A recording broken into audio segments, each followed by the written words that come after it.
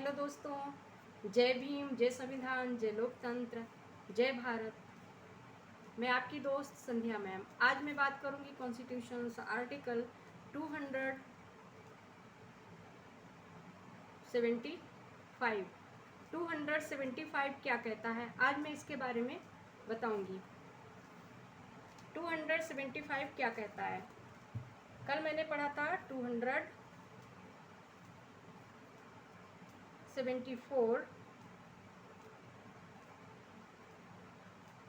And 273।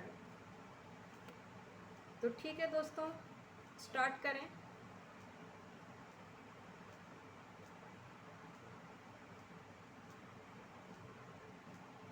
Constitution's article 275. 275 says about the grants from the union to certain states. अनुच्छेद 275 कहता है कुछ राज्यों को संघ से अनुदान, कुछ राज्यों को संघ से अनुदान दिया जाता है। इसके बारे में ये अनुच्छेद 275 बताता है। 275 article says grants from the union to certain states. Number 1, such sums as Parliament may by law provide shall be charged on the Consolidated Fund of India in each year as grants in aid of the revenue of such states as Parliament may determine to be in need of assistance, and different sums may be fixed for different states, provided that there shall be paid out of the Consolidated Fund of India as grants in aid of the revenues of state such capital and recurring sums as may be necessary to enable that state to meet the costs of such schemes of development as may be undertaken by the state with the approval of the Government of India for the purpose of promoting the welfare of the scheduled tribes in that state or raising the level of administration of the scheduled area therein to that of the administration of the rest of the area of that state, provided further that there shall be paid out of the Consolidated Fund of India as grants in aid of the revenues of the state of Assam sums capital and recurring equivalent to a the average excess of the expenditure over the revenues during the 2 years immediately proceeding the commencement of this constitution in respect of the administration of tribal areas specified in part first of the table appended to paragraph 20 of the 6th schedule, and b the costs of such scheme of development as may be undertaken by the state with the approval of the Government of India for the purpose of raising the level of administration of the said areas to that of the administration of the rest of the area of that states.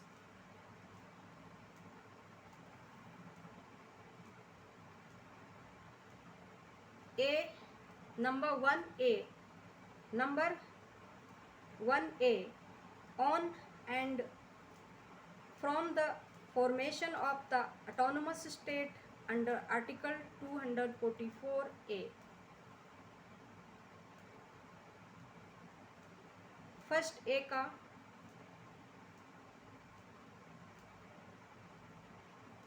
One, any sums payable under clause A of the second proviso to clause first shall, if the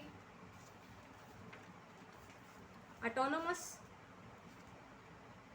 state comprises all the tribal areas referred to therein, be paid to the autonomous state, and if the autonomous state comprises only some of the some of those tribal areas be apportioned between the state of Assam and the autonomous state as the President may by order specified.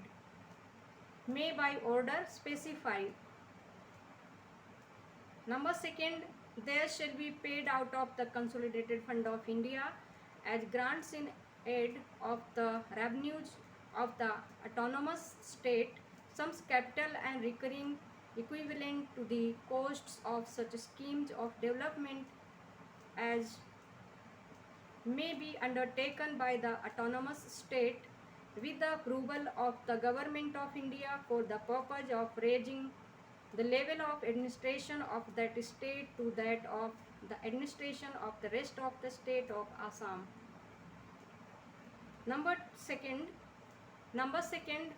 until provision is made by Parliament under clause first, the power conferred on Parliament under that clause shall be exercisable by the President by order, and any order made by the President under this clause shall have effect subject to any provisions so made by Parliament, provided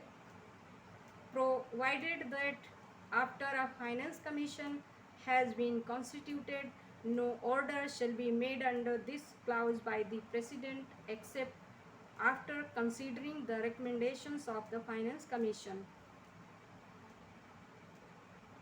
अब मैं इसको हिंदी में पढ़ लेती हूँ क्या कहा जा रहा है।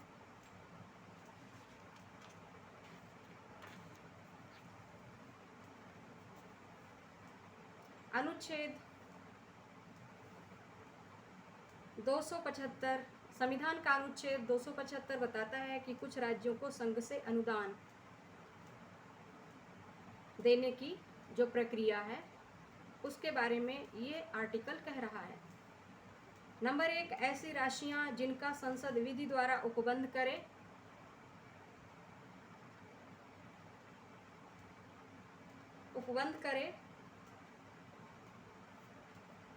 उन राज्यों के राजस्व में सहायता अनुदान के रूप में प्रत्येक वर्ष भारत की संचित निधि पर भारित होंगी, जिन राज्यों के विषय में संसद यह अवधारित करे कि उन्हें सहायता की आवश्यकता है।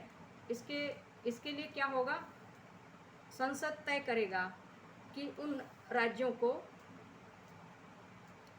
ग्रांट्स देने के लिए उन राज्यों को आवश्यकता है, तो इसकी जो पहचान है वो संसद करेगा और वही अवधारित करेगा। और भिन्न भिन्न राज्यों के लिए भिन्न भिन्न राशियां नियत की जा सकेंगी। संसद ही भिन्न भिन्न राज्यों को अनुदान संबंधी राशियां देने के लिए नियत करेगी, उसके लिए कानून बनाएगी। कौन? संसद। बाय लॉ यानी कानून के द्वारा ये तय करेगी कौन कौन से राज्यों को मदद की ज़रूरत है, वित्त की ज़रूरत है, उनके द्वारा उनको अनुदान के रूप में उन राज्यों को संसद ये तय करेगी, राष्ट्रपति के अनुमोदन से उनको ये प्रोवाइड कराया जाएगा। क्या? ये ग्रांट्स। परंतु किसी राज्य के राजस्व में सहायता अनुदान के रूप में भारत की संचित निधि में से ऐसी पूंजी आवर्ती राशियां संदत्त की जाएंगी जो उस राज्य को उन विकास स्कीमों के खर्चों को पूरा करने में समर्थ बनाने के लिए आवश्यक हों। अब ये क्या कहा जा रहा है यहाँ पे कि किसी राज्य के राजस्व में सहायता अनुदान के रूप में जो भी किन्हीं राज्य के राजस्व में सहायता अनुदान के रूप में भारत की जो संचित निधि है कंसोलिडेटेड फंड ऑफ इंडिया, उसमें ऐसी पूंजी आवर्ती राशियां संदत्त की जाएंगी जो उस राज्य को विकास स्कीमों के खर्चों में, जो विकास से संबंधित जो भी स्कीम्स हैं, योजनाएं हैं, उनके खर्चों को पूरा करने में समर्थ बनाने के लिए आवश्यक हों, जिन्हें उस राज्य में अनुसूचित जनजातियों के कल्याण की अभिवृद्धि। क्या कहा जा रहा है कि राज्य में अनुसूचित जनजातियों के कल्याण की अभिवृद्धि करने या उस राज्य में अनुसूचित क्षेत्रों के प्रशासन स्तर को उस राज्य के शेष क्षेत्रों के प्रशासन स्तर तक उन्नत करने के प्रयोजन के लिए उस राज्य द्वारा भारत सरकार के अनुमोदन से हाथ में लिया जाए। क्या कहा जा रहा है? जो भी जनजातियों के कल्याण, उनके विकास से संबंधित और उस राज्य में अनुसूचित जो क्षेत्र हैं उनका एडमिनिस्ट्रेशन स्तर को फाइनेंशियली स्ट्रॉन्ग बनाने के लिए और उनको उन्नत करने के प्रयोजन के लिए उस राज्य द्वारा भारत सरकार के अनुमोदन से वे राशियां, वे ग्रांट्स दिया जाएगा। परंतु यह और कि असमय राज्य के राजस्व में सहायता अनुदान के रूप में भारत की संचित निधि में से ऐसी पूंजी आवर्ती राशियां संदत्त की जाएंगी। नंबर का जो छठी अनुसूची के पैरा 20 से संलग्न सारणी के भाग 1 में विनिर्दिष्ट जनजाति क्षेत्रों के प्रशासन के संबंध में इस संविधान के प्रारंभ से ठीक पहले पूर्ववर्ती 2 वर्ष के दौरान औसत व्यय राजस्व से जितना अधिक है उसके बराबर है। और नंबर खा जो उन विकास स्कीमों के खर्चों के बराबर है जिन्हें उक्त क्षेत्रों के प्रशासन स्तर को उस राज्य के शेष क्षेत्रों के प्रशासन स्तर तक उन्नत करने के प्रयोजन के लिए उस राज्य द्वारा भारत सरकार के अनुमोदन से हाथ में लिया जाए। 1 का अनुच्छेद 244 का के अधीन स्वशासी राज्य के बनाए जाने की तारीख को और 1 का खंड 1 के दूसरे परंतु के अधीन संदेह कोई राशियां स्वशासी राज्य को उस दशा में संदत्त की जाएंगी उनमें निर्दिष्ट सभी जनजाति क्षेत्र उन स्वशासी राज्य में समाविष्ट हों और सभी स्वशासी राज्य में उन जनजाति क्षेत्रों में से केवल कुछ ही समाविष्ट हों तो वे राशियां असम राज्य और स्वशासी राज्य के बीच ऐसे प्रभाजित की जाएंगी जो राष्ट्रपति आदेश द्वारा भी निर्दिष्ट करें।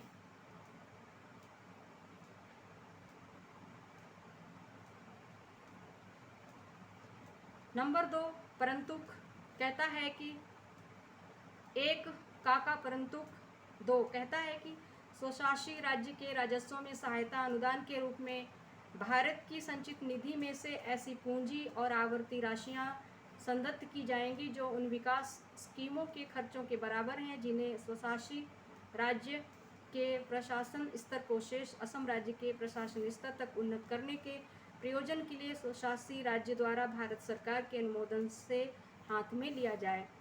नंबर 2 जब तक संसद खंड 1 के अधीन उपबंध नहीं करती है तब तक उस खंड के अधीन संसद को प्रदत्त शक्तियां राष्ट्रपति के आदेश द्वारा प्रयोक्तव्य होंगी और राष्ट्रपति द्वारा इस खंड के अधीन राष्ट्रपति के अधीन किया गया कोई आदेश संसद के द्वारा इस प्रकार किए गए किसी उपबंध के अधीन रहते हुए प्रभावी होगा। परंतु वित्त आयोग का गठन किए जाने के पश्चात राष्ट्रपति द्वारा इस खंड के अधीन कोई आदेश वित्त आयोग की सिफारिशों पर विचार करने के पश्चात ही किया जाएगा, अन्यथा नहीं। कहा जा रहा है कि जब वित्त आयोग का जब गठन हो जाता है उसके पश्चात राष्ट्रपति द्वारा इस खंड के अधीन कोई आदेश वित्त आयोग की सिफारिशों पर विचार करने के पश्चात ही किया जाएगा, अन्यथा नहीं। तो ये था अनुच्छेद 275। तो ठीक है, आज के लिए इतना ही। कल मिलती हूँ अनुच्छेद 276 के साथ। अनुच्छेद 276 क्या कहता है उसके बारे में पढ़ूंगी। तब तक के लिए मुझे दें इजाज़त। जय भीम, जय संविधान, जय लोकतंत्र, जय भारत। हाँ, मेरे चैनल को सब्सक्राइब जरूर करें, share, like and comment please.